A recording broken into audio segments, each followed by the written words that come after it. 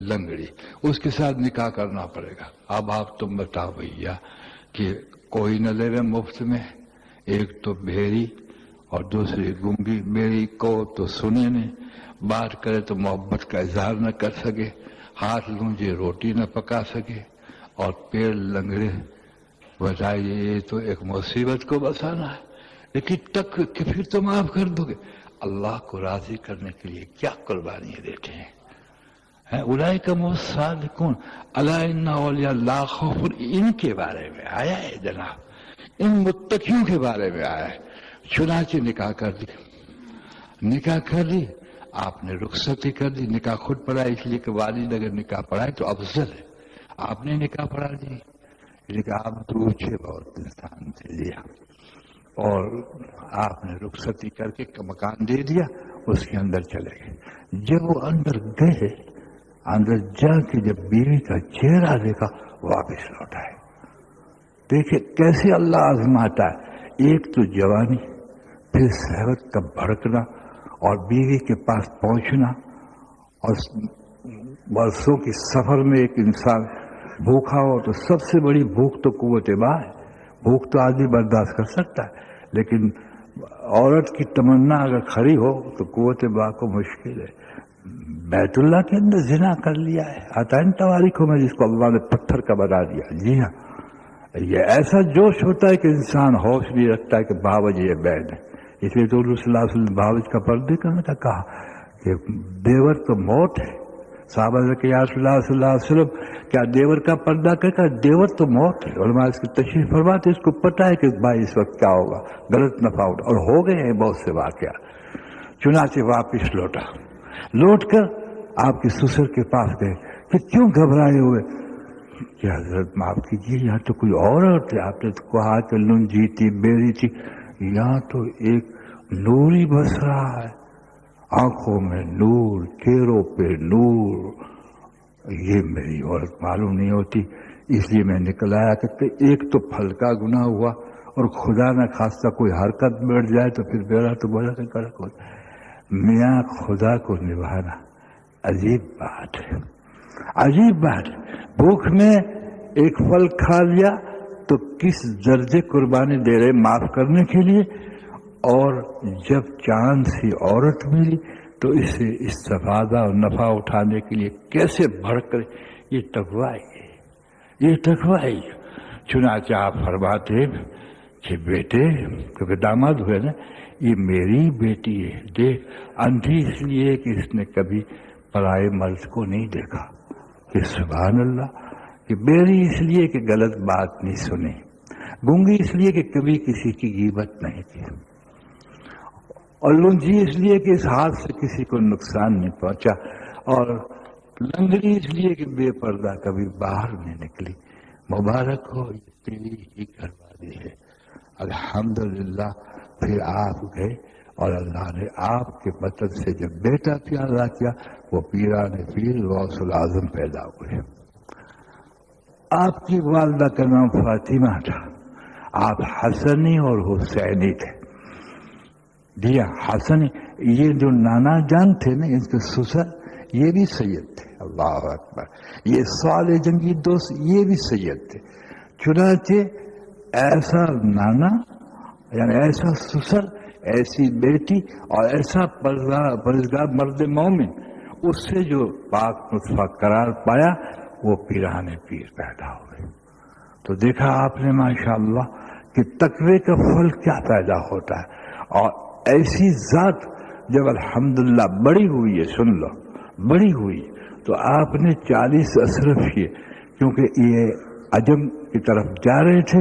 40 اصرف کیے آپ نے کرتے میں سی دی، اور ماں نے کہا بیٹا جھوٹ نہ بولنا، سچ میں کہتا ہوں، سچ بولنا یہ سب سے بڑا عمل ہے۔ حضور صلی اللہ علیہ وسلم فرماتے ہیں، حضور صلی اللہ علیہ وسلم فرماتے ہیں بڑی سخت وہی سزا مشرک کے لیے، اور دوسری کسی کو ناحق قتل کر دینے کے لیے، اور تیسری ماں باپ کی نافرمانی، چوتھا جھوٹ بول، یہ 4 عمل انسان کو ہلاک کر دیتے۔ حضور صلی اللہ علیہ وسلم فرمایا۔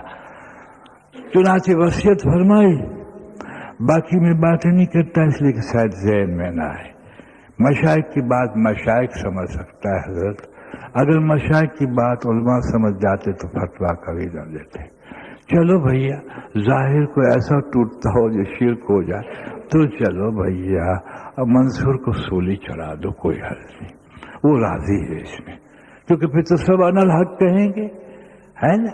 لیکن یہ تو پتہ چلا کہ انا الحق کہتے تھے کہ خود منصور بول رہے تھے یا میں بول رہا تھا. جیسے حضرت باجد بستامی رحمۃ اللہ علیہ تشریف فرما کہ میں کھری باتیں کروں گا کہ انا ربی انا ربی. جب ہوش میں آئے تو مریدوں نے کہا حضرت آپ نے کہا انا ربی کہ ہے کہ میں رب ہوں، کہ کیا کہہ رہے ہو؟ کہ ہاں. آپ نے کہا دیکھو حالات بدلنے پر تم اپنی جیبوں میں چھریاں رکھو، جب میرے زبان سے نکل جائے انا ربی تو مجھے قتل کر دینا. کتنا شریعت کے پابند ہے. دیکھیے باطن سمجھتے ہیں، ظاہر کو عزت دیتے. اللہ باطن بھی میرے آقا کا ہے لیکن وہ چھپا ہے، چھپے کو کھولے گا مار کھا جائے گا. اور ظاہر بھی میرے آقا کا ہے کیونکہ شریعت ظاہر ہے. اللہ کی شان تھا ایک ہی مجلس میں دوسری مجلس میں ایسا ہی ہوا نا ربی مجھے سارے چھری لے کے دوڑے کیونکہ حکم تھا. لیکن جس کو دیکھے بایزیدی نظر آوے کس کو مارے؟ جس کو دیکھو بایزید نظر آوے سب کی چھریاں رک گئے. جب ہوش میں آئے تو کہا حضرت آپ نے کہا پھر کیوں قتل نہ کر دیا؟ کہ کیا کروں حضرت، جس کو دیکھے بایزید تو کون سے کہ پھر بات سمجھتے نہیں کہ ہم نہیں ہیں، کوئی ہمارے اندر بول رہا ہے. جیسے آپ جانتے ہیں کسی پہ جنات آ جائے کہ کوئی کاف کا جنات ہو، اب انگریزی نہیں جانتا اور انگریزی بول رہا ہے. سرل کا جب جنات آ جائے تو پشتو بولتا ہے اور وہ بیچاری میمنی زبان میں پشتو اور فڑافڑ بول رہا ہے. یہ تو بات سمجھ میں آتی ہے. اور یہ بھی بات سمجھ میں نہیں آتی کہ اللہ تبارک و تعالیٰ جل شانہ نے کہا اے محمد میرے پیارے محمد تم دشمنوں کی طرف کنکریاں پھینکو، رمی کرو، نہیں تو رمی کرو. یہ کس نے کہا؟ اللہ نے کہا دشمن کی طرف کنکریاں پھینکو. آپ نے کنکریاں پھینکی، دشمن شکستہ خور ہو گئے یعنی شکست ہو گئے. لیکن اس کے بعد اللہ کیا فرماتے آپ نے رمی نہیں کی، آپ نے کنکریاں نہیں پھینکی، ہم نے پھینکی. اجی آپ بتا رہے ہیں کہ آپ پھینکے، اسے تو ثابت ہوا کہ محمد صلی اللہ علیہ وسلم نے پھینکا، پھر کہتے کہ ہم نے پھینکی. اللہ اکبر کبیرہ. باطن بھی کھولا اور ظاہر بھی کھولا جی کہ پھینکنے میں ہم تھے. تو ٹھیک ہے ماشاءاللہ منصور کو سولی چلا دیا. ہم بھی سائن کرنے کے لیے تیار ہیں لیکن ڈرتے جیسے شبلی رحمۃ اللہ علیہ جب انا الحق کر کے سولی پہ چڑھا کے میں حق پہ ہوں تو سب نے پتھر مارے، خوف نہ کیا.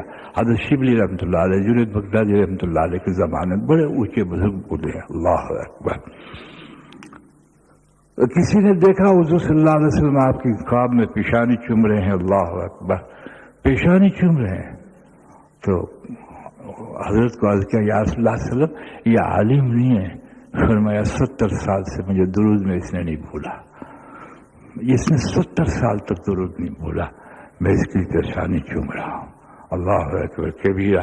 چنانچہ جب آپ نے پھول مارا کیونکہ مشائخ تھے وید جانتے تھے تو کہتے پتھر مارا سب نے اور تم نے آنا کی. میں نے پھول کہ وہ انجان ہے، تو جانتا اس بیت کو کہ میں اس میں حق میں نہیں ہوں، کوئی اور بول رہا ہے، مجھے پتہ بھی نہیں ہے، میں تو فنا ہوں، اس لیے پھول وجہ لگے.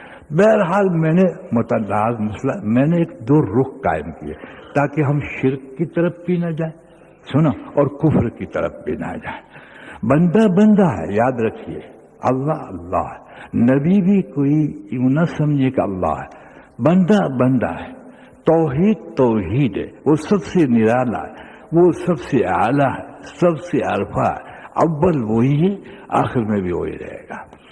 نہ اس کا ہاتھ ہے نہ کان ہے، بالکل منزہ ہے، بالکل انوکھا. وراء الورا، یہ مقام بھی رکھتا نہیں اور لامقام بھی نہیں. لامقام بھی اس کی سمجھ میں نہ آوے، اس کی لامکانیت بھی سمجھ میں نہ آوے، اس کا مقام بھی سمجھ میں نہ آوے، اس کا وجود بھی سمجھ میں نہ آوے. وہ ایسی ذات ہے الحمدللہ یہ سب سے الگ ہے. نہ اللہ کسی میں سے قل هو اللہ احد اللہ الصمد لم یلد ولم یولد ولم یکن له کفوا احد. کیا معنی ہے؟ یہاں جننے کا کہتا ہے تو عیسیٰ علیہ السلام والوں کو نصاروں کو یہاں جننے کے لیے اللہ پاک نے ایک چیلنج کیا کہ کسی کا جنا ہوا نہیں. جیسے کہتے ہیں عیسیٰ علیہ السلام اللہ کے بیٹے کتنے ہیں؟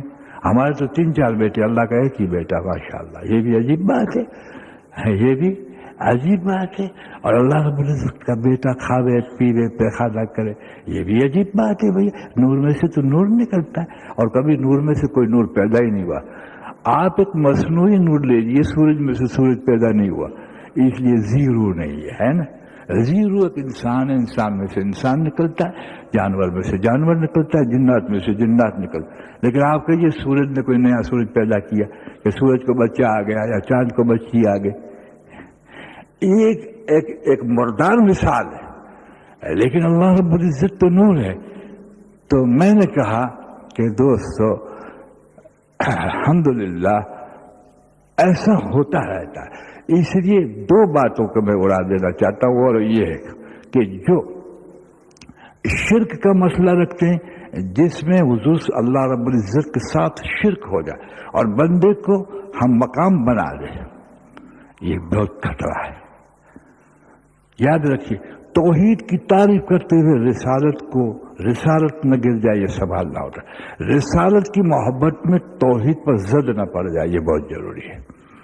اگر رسالت کی اس لیے ایسا ہوتا ہے کہ بعض فرقوں کے اندر ادب کو شرک قرار دیتے اور بعض شرک کو ادب قرار دیتے، ادب کو شرک قرار دیتے اور شرک کو ادب قرار دیتے. مثلا کوئی کسی کا ہاتھ چوم لے کہ یہ شرک ہے، سننا، حالانکہ یہ ادب ہے. بیوی کو چومنا جائز ہے، سبحان اللہ، بیوی کو چومنا جائز. شرک اس وقت کہتے ہیں جس میں شرک کی آمزیت ہو، جس میں ابجد کا کوئی جز ہو، ہے نا، اور جس میں توحید سے ہٹ کر بات ہو. بندے کی شفقت کا مقام جو چومنے سے آتا ہے اس میں جز بشریت ہے، جز توحید ہے ہی نہیں. جز توحید ہے تو اس کو چوم کر آپ یوں سر رکھ دو تو ذرا سا جز پیدا ہو گیا، اس میں تو جز ہے نہیں. لیکن اس کو آدمی شرک کر رہا دیتا ہے. اور بعضے جو ہے جو شرک کو توحید جو ہے وہ ادب کو شرک قرار دیتے، بعض شرک کو ادب قرار دیتے.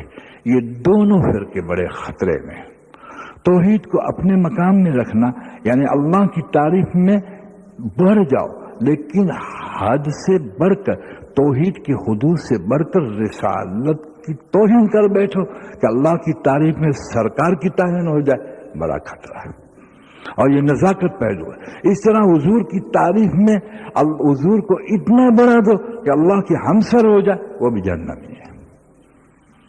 یہ بڑے نزاکت خیز عقائد ہے. اس لیے جب اولیاء اللہ کا مسئلہ آتا ہے تو بعض جذبات کے اندر بہت بڑھ جاتے. آپ کو پتہ ہے کہ ہر ایک ولی اللہ کا محتاج ہے، ہر نبی اللہ کا محتاج. اس کی دلیل کیا کہ اللہ نے کسی نبی سے کچھ نہیں مانگا، ہر نبیوں نے ہاتھ اٹھا کر اللہ سے مانگا، ایک دلیل. دوسری، اللہ کو کسی نے نہیں پیدا کیا، اللہ نے سارے نبیوں کو پیدا کیا.